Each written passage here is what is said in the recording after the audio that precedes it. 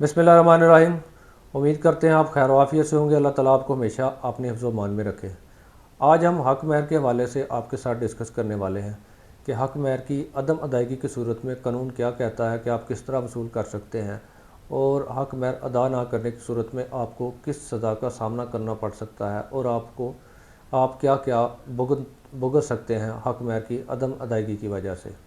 दो मुस्लिम बालग लड़की लड़के की शादी के दौरान लड़की वाले हक महर का मुतालबा करते हैं, तकाजा करते हैं। बुनियादी तौर पर ये लड़की का ज़ाती हक होता है, ये पैसे उसी के होते हैं, और मर्द फिर उसके मुतालबे पर उसको वो रकम अदा करता है। अब हमारे माशरे में दो तरह का तरीक़ाकार होता है। एक तो होता है मौके पर जो अदा कर दिया जाता है, एक होता है इंदुल तलब गैर मुअज्जल कि जब लड़की चाहे वो डिमांड कर सकती है। दो तरह का लिखा जाता है।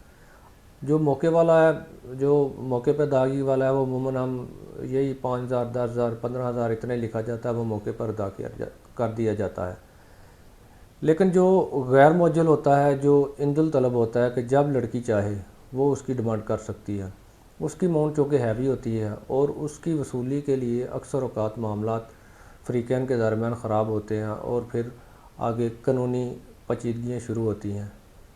अगर कोई खातून अपने हक महर की डिमांड करती है और उसका शोहर उसको हक महर देने के लिए तैयार नहीं, उसका जो कानूनी तरीक़ाकार है वो ये है कि फ़ैमिली कोर्ट में एक हक महर की वसूली के लिए दावा दायर किया जाता है लड़की की तरफ से कि मैंने ये शादी की थी इस बंदे से, इसके साथ मेरा ये हक महर गैर मुअज्जल तय हुआ था, अब मैं इससे डिमांड कर रही हूँ, ये मुझे हक महर अदा करने पर तैयार नहीं है।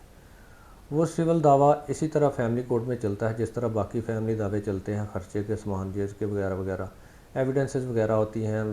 और अल्टीमेटली ट्रायल के बाद जब ये साबित हो जाता है कि वाकई इस बंदे ने हक महर अदा करना है, तो अदालत उसको ऑर्डर करती है कि वो हक महर अदा करे, बसूरत देकर उसको गिरफ़्तार कर लिया जाएगा। अदालत के फ़ैसले के बाद अगर तो वो हक महर अदा कर देता है तो ठीक है, अगर उसने हक महर अदा नहीं किया तो उसकी दो तीन फिर सूरतें होती हैं। अगर उसके नाम कोई प्रॉपर्टी है, उस बंदे के नाम कोई प्रॉपर्टी है, तो अदालत कहती है कि इसकी प्रॉपर्टी को नीलाम करो, इसको बेच के इसमें से जो हक महर की अमाउंट है वो लड़की को दी जाए। अगर कोई प्रॉपर्टी वगैरह उसके नाम पर नहीं है तो फिर उसको अरेस्ट करके जेल भेज दिया जाता है और 1 साल तक वो जेल में रहता है, उसको उसकी सज़ा भुगतनी पड़ती है। इसमें शर्त यह है कि वो जो अमाउंट आप जो लड़की डिमांड कर रही है वो हक महर वाले खाने में लिखी हो, निकाहनामे में। हक महर वाले खाने के अलावा अगर आपने कोई भी अमाउंट लिखी है या लिखवाई है, मैं ज़िम्नन यहाँ पर उसका ज़िक्र करता चलूँ कि अगर आपने हक महर के अलावा कहीं और पे रकम लिखवाई है, मिसाल के तौर पर अक्सर औक़ात लिखवा लेते हैं कि तलाक़ की सूरत में इतने पैसे देगा, माना ख़र्चा इतना देगा, उन शराइत की कानूनन कोई हैसियत नहीं है। अदालतें बिल्कुल उनको तस्लीम नहीं करती। अदालतों की नज़र में सिर्फ़ एक ही जो खाना है निकाहनामे का माली लिहाज से, वो सिर्फ़ हक महर है, वो उसी के ऊपर जो है वो काम करती है और वही वसूली आपको अदालतें लेके देती हैं जो हक महर में लिखी गई हैं। इसके अलावा हक महर के खाने के अलावा जहाँ पे भी आपने कोई अदायगी लिखी है उसका कोई कानूनी वजूद नहीं है। उम्मीद करते हैं आपको वीडियो पसंद आई होगी। अगर पसंद आई है तो लाइक कमेंट शेयर ज़रूर कीजिएगा। अगर चैनल पे नए हैं तो हमारे चैनल को सब्सक्राइब कर ले ताकि इसी तरह की मालूमाती वीडियो आपको मिलती रहें। और हमसे अगर कोई कानूनी मशवरा करना चाहते हैं तो स्क्रीन पे जो हमारा नंबर है उस पर हमें कॉल करके मैसेज करके आप हमसे कानूनी मशवरा कर सकते हैं।